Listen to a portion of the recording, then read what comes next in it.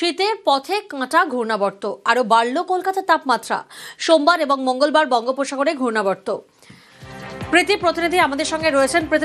প্রীতি, একেবারে নভেম্বরের শেষে এসে দাঁড়িয়েছি আমরা, সেই জায়গা থেকে প্রত্যেকের মনে একটাই প্রশ্ন যে তাহলে লেপ, মাফলার, সোয়েটার বেরোবে কবে?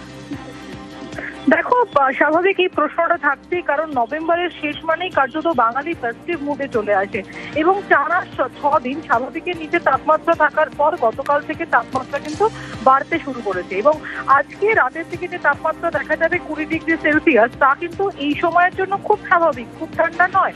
তবে এরই মধ্যে বিপদের মুখে, কারণ সোম মঙ্গলবার নাগাদ বঙ্গোপসাগরে নতুন সিস্টেম তৈরি হয়েছে এবং যার জেরে জলীয় বাষ্পের পরিমাণ বাড়বে।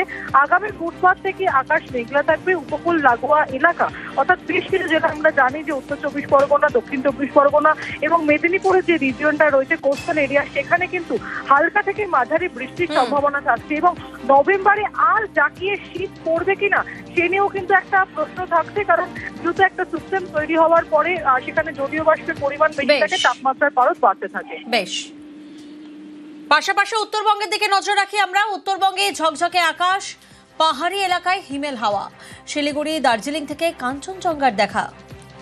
পার্থ আমাদের সঙ্গে রয়েছেন। পার্থ, একেবারে তাই। দেখো, গত কয়েকদিন ধরে কিন্তু উত্তরবঙ্গে আকাশ পরিষ্কার হয়েছে। আজও কিন্তু ঝাড় চকচকে গোটা উত্তরবঙ্গ, পাহাড় থেকে সমতল সর্বত্রই কিন্তু আকাশ পরিষ্কার রয়েছে।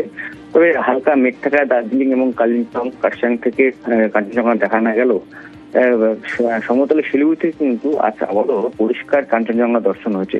স্বাভাবিক যে সমস্ত পর্যটকরা পাহাড়ে বেড়াতে এসেছেন, যারা নেমেছেন এনজিপি স্টেশনে কেউ বা বাগড়া এয়ারপোর্ট, তারা কিন্তু নেমেই এই কাঞ্চন দর্শনে কিন্তু মুগ্ধ পর্যটকরা। এবং সমতল অন্য জেলাগুলোতেও কিন্তু আকাশ যথেষ্ট পরিষ্কার হয়েছে এবং তাপমাত্রা খানিকটা কিন্তু ওঠানামা করছে। এবং দার্জিলিং এ বেশ হিমেল হাওয়া যেমন বইছে, কালিম্পং কিন্তু ঠান্ডা অনুভূতি। তো